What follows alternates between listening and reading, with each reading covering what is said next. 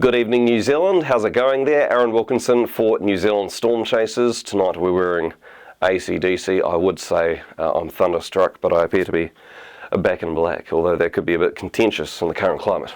So the weather over the past 7 days, it did start out reasonably settled, but as we got into the last 7 days, especially like Tuesday through to today, it started to become quite unsettled.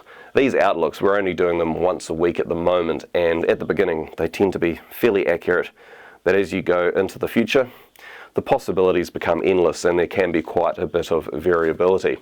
So we did talk about, though, on Monday how there would be a trough of cold air just off here to the southeast, and there could be a few thunderstorms down here. Well, there ended up being hail showers in Dunedin associated with that cold air. Thank you very much, Kim Holt, for the video on our Facebook page. That's the NZ Storm Chasers group Facebook page. That area of cold air ended up travelling northwards, and then off the coast of Gisborne on Tuesday evening. There are a few thunderstorms sighted off there.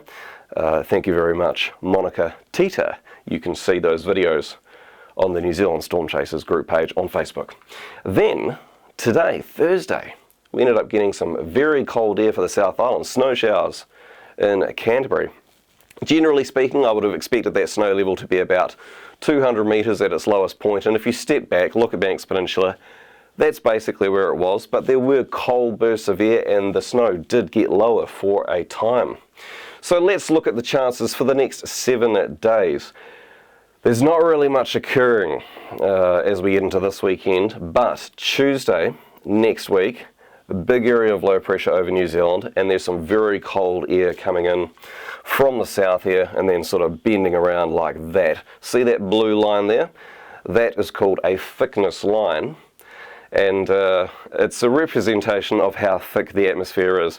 That may sound a bit silly, but it's the pressure level, the relationship between the surface pressure, around about 1,000 hectopascals, and the 500 hectopascal area. And when you get very cold air, the air or the atmosphere gets a little bit shorter, shall we say. It starts to get a bit technical.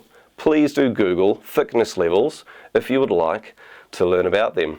But basically, that there means 5,400 metres. That's where the 500 hectopascal level is.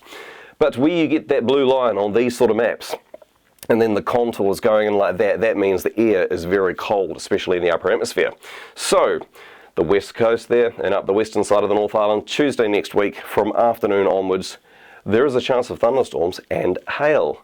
We have another chance on Wednesday, still some very cold upper air there, so anywhere north of about Hokitika there in the west, and for the western North Island especially, a chance of thunderstorms once again. Then as we move forward to Tuesday, the cold air is starting to move away. There may be a residual risk of a thunderstorm there about the western North Island, sort of Taranaki, getting into the Manawatu in the morning, but then the risk eases into the afternoon.